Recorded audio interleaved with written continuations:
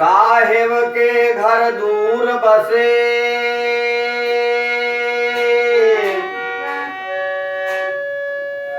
साहेब के घर दूर बसे,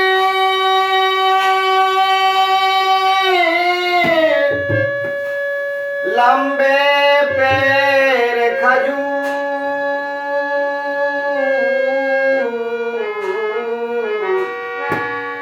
पंछी को छाया नहीं, फल लागे अति दूर, फल लागे अति दूर।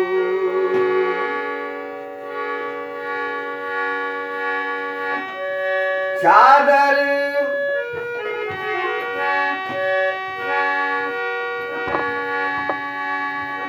चादर हो गई बहुत पुरानी रे, अब सोच समझ अभिमानी।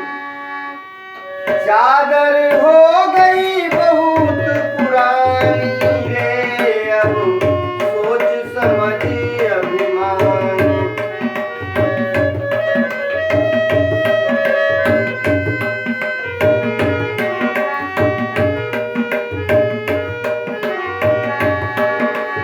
चादर हो गई बहुत पुरानी रे, अब सोच समझ अभिमानी।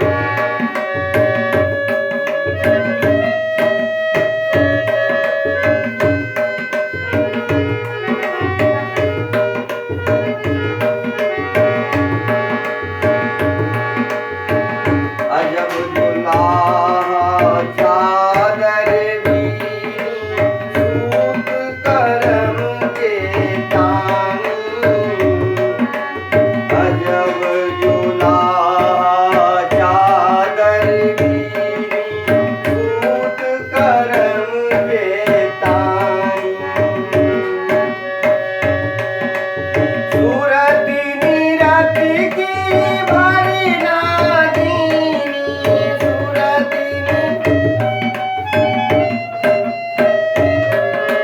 तब जाके मनमानी रे, अब सोच समझ अभिमानी। चादर हो गई बहुत पुरानी रे, अब सोच